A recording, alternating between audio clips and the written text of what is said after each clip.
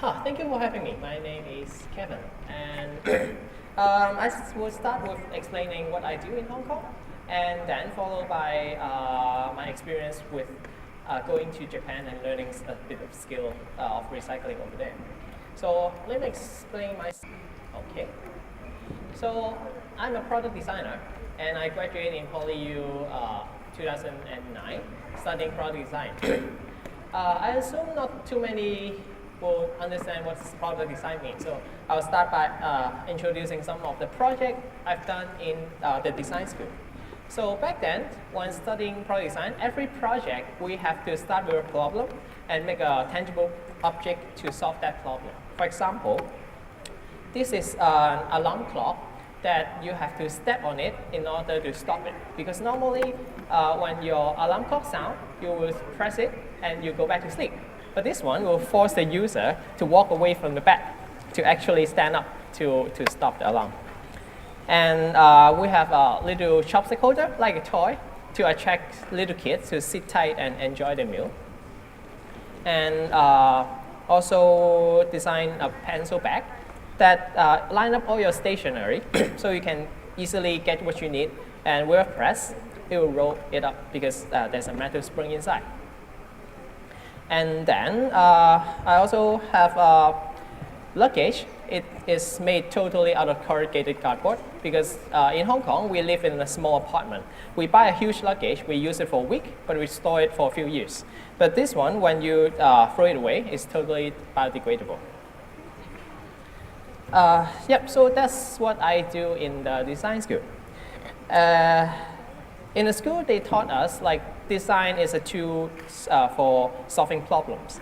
But after I graduate, I went into an electronic company to design everything from a flashlight to a power bank to speakers. And but I noticed that no one asked me to solve any other problem already. And I remember after a few months working in that company, my first product launched in the market is a tiny little speakers. So after that day, finished my work, I jumped into the electronic market, try to find my first product. And that's what I see. It's a tiny little speakers. It's some Sui-bo, if anyone from Hong Kong. It's a gigantic electronic company, electronic shop. And basically every electronic product they laid out in whole wall display. And I started to question myself, actually, all kinds of shape, all kinds of color of speaker have been designed before. And why on earth are we still having to design more speakers? Who need these speakers? Actually, the company needs it because we have to sell it in order to make revenue. So a lot of the things happen before and after we won't mention to our customer. For example, like a plastic product. The plastic is come from oil.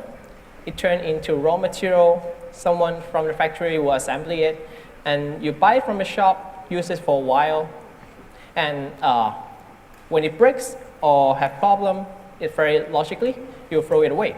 We have been doing it for a few decades. So what happened if that product company want to make more money? Of course, the only way they need to get more raw material, the factory make more products, and the shop get more stock to sell more stuff. But at the end, there's only one result. Is more of this solid product will go to the landfill. A few years back, in Hong Kong, we have a landfill problem because our landfill is filling up so fast. And after a few years, we have a few solutions. One is to make more landfill so that we can throw more stuff in it. And for the remaining, we're looking for a solution to build an incinerator to burn the rest, but the remaining will still go to the landfill. And that's what we are now. And I question, well, is that the only way we can keep producing the new product and bring it to the landfill? Why we can't simply do something like a circular system? Because that's the only way that we can create no waste, zero waste. And that becomes my goal to, afterward, to design my own product. Because when we look at the landfill, is full of material, especially plastic. We use it for a very short amount of time, but it takes a very long time to decompose. In proportion-wise, it's totally out of proportion.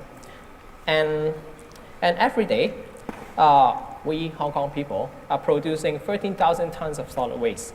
And how much is that? Every 3 months, we produce an equivalent of the whole IFC building, one of the tallest buildings in Hong Kong. And it's the whole building of size of solid waste, and we just totally dump it into the landfill, which is a gigantic number, but it's not a number that, as Hong Kong people, can be proud of. So, we have so many material here, what can we do? And that brought me to upcycling. Upcycling means a little bit different from recycling. Recycling basically means we collect paper, metal, plastic, we either melt it or shatter it, break it down to make raw material again. But upcycling means we collect all this material without breaking them down. We turn it into something useful. For example, every day in our convention center in Wan Chai, there's a different exhibition going on. For now, it's the book fair. And every time all the carpet, when the exhibition finishes, the carpet will be thrown away because every time they use a different color, they use a different pattern. And the pattern, the carpet have a certain kind of thickness. So we sew it together and it becomes a computer bag that can protect the gadget. We have a lot of wallpaper company in Hong Kong, and wallpaper companies sell their wallpaper with a little booklet. And this wallpaper is actually a very high quality material. It have a very vibrant color. It's waterproof. It's supposed to last for a very long time. So we will create wallet out of it. Box files, we have so many offices in Hong Kong. And all the offices have a lot of box file. And box file is simply, well, it's just a box. And we collect all the waste box file because the box file usually is a complicated material. Outside, there's a plastic layer, inside is paper and with a lot of metal part. And this complicated material, no one will separate and recycle. So we use the box, put some speaker component in it, and it becomes a speaker that can put back into the box file component. And it's hidden perfectly in the office environment. So the employee can enjoy a little music when they work overtime, but without their boss noticing. Bicycle wheels is a very sturdy structure, but once the wheels is bent, it can't turn good, and the wheels will be thrown away. So we have a lot of waste bicycle in the new territory. So every now and then we collect this bike and replace the tire with LED, and it becomes a ceiling light. And this one, okay, I guess most of you guys have one at home. It's the rice cooker pot. When you hold it up, you hit it with something, it will sound very loud. So it is a material that have a good sound quality. And we can create, press it out and create a little bicycle belt with it. And because of the scratch and different coating of the rice bowl, it have a very unique pattern on every one of it. But to explain how I work, I'll mention Boom Bottle. Boom Bottle is my first upcycling product, and it uses medicine bottle because it have a great volume inside and it makes a very good sound box. So we put the speaker component in it and it sounds very good. And with the handle, indicate you can bring it out. And with every plastic bottle and every speaker, there always is a place that you can turn. So we turn the bottle cap into a volume control, and the plastic is translucent, so it lights up in the dark.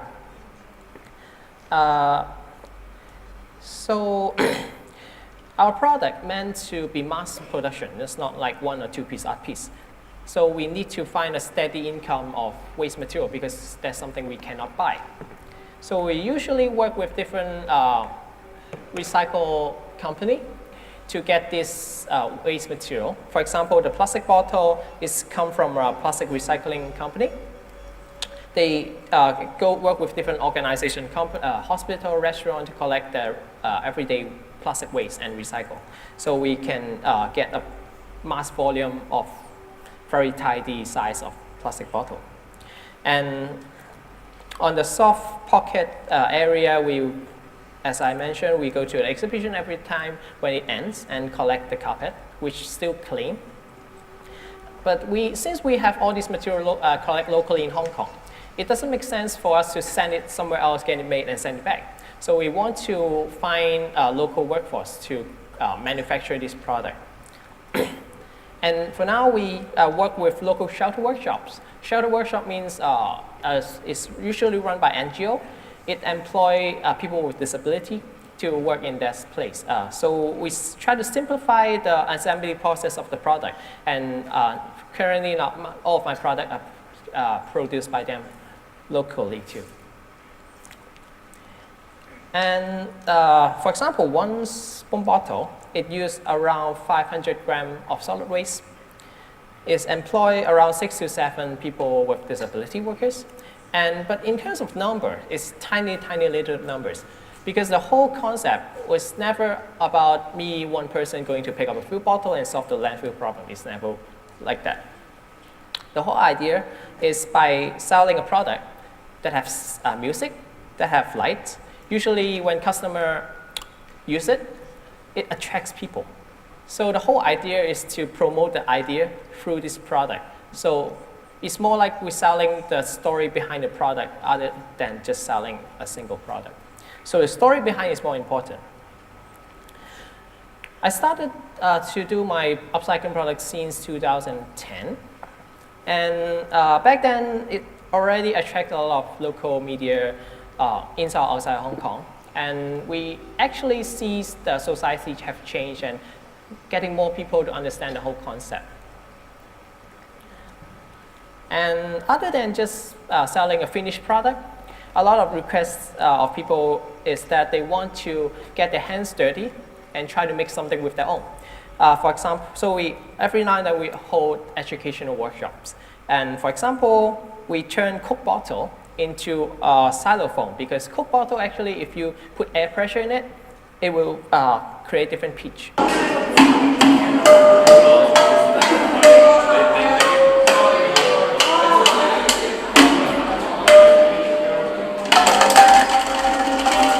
Okay. Also, on the bottom is a plastic monster that works around a portable fan. And when the fan turns on, the plastic monster will inflate. So it's a little kids workshop. And for the adult, we'll teach them how to make a front piano. So it uses two materials. One is the wood from the wine boxes and the metal from the bicycle wheels. Because the metal, when you play it with the vibration, it makes different pitch of sound. And I also work with different company or different event to create installation art. And we actually create a lot of pretty art pieces to export the waste from Hong Kong to different part of the world as art piece. And also a lot of interactive art installation as well. For example, this is a 5 meters huge inflatable room we create with the laundry bag around Hong Kong. And where fan keep pushing air inside, it becomes a whole room that people can walk into it. The installation is meant to raise awareness about the single-use plastic that goes into the sea. And about this one is a little, it's a music box that uses the waste washing machine, because all washing machines have a drum. Then we turn the drum into a device that can make different sound, like a music box. So it's an installation that we brought to Causeway Bay and let people to play with it. But the core idea is to still making attractive, lovely product that can, like everyone will love it. And usually they will take picture and send to me. So basically that's what I've been doing, using Hong Kong waste and selling product that made from this waste and try to inspire people that a lot of the material that we throw every day can be reused and turned into something useful. So that's what I've been doing. But what about outside of Hong Kong? A little bit more than a year ago, I learned a place in Japan called Kamikachu, which is the first village that declared they produce zero waste. So when I learned this place, I feel like, wow, it's a dream place that I have to go. So in April, I spent 2 weeks, go to this village, try to interact and learn how they do it. So a little bit background is the village have a very well-designed recycling system that they separate waste into 45 categories. And when you first arrive, you have to learn from a manual that you can first study in order to understand the whole system. So, so I spent 1 day working as a staff and try to help different villagers to separate different waste. Even the battery, they have to check if the battery is good, they will keep you reusing. If good, only recycle it when it's run out of juice. And I think most of the waste I found there is very similar to Hong Kong, but of course always different places have a very unique waste that only produced in that place. And for Kamikachu, it's the fish flag. And because fish flag is one of the tradition, and they have huge fish flag. And fish flag is a very light and nylon material, similar to the material we use on the umbrella. So that's one of the things we try is to reuse the fish flag and repair the broken umbrella, the cloth part, and give the new life to a broken umbrella. And this is also one of the jacket they create with the fish flag, which is very, very pretty. So that's my souvenir. Okay. And also for the broken metal part of the umbrella, we can also make the front piano. I just show it to you. And throughout my 2 weeks there, I hold a workshop, try to teach the villager over there to reuse this metal part and make this pocket-sized instrument. So yeah, and also we have a little after party with it, with the bomb bottle and with kids. And, he's lovely, isn't it? Okay. So he's so lovely, even, sorry, I can't resist. Even the news reported it. It's so lovely. And so that's my 2 weeks in Kamikachu, which is a very inspirational trip. And what happened after I come back? So what I learned in Kamikachu is about no matter recycling or upcycling, it's required the whole society to act together and work with the idea. So it requires a very close community. And recently we've been working with Blue House, which is a renewed building, and with a very close community in there. So currently I have started an initiative to work in Blue House, try to work with the neighborhood in there, collect their waste, weight it, try to separate each kind of waste and see how much of the system in Kamikachu can be applied in Hong Kong. So that is ongoing. So if you guys are interested on what I do, you can like us on Facebook and stay in tune. Thank you.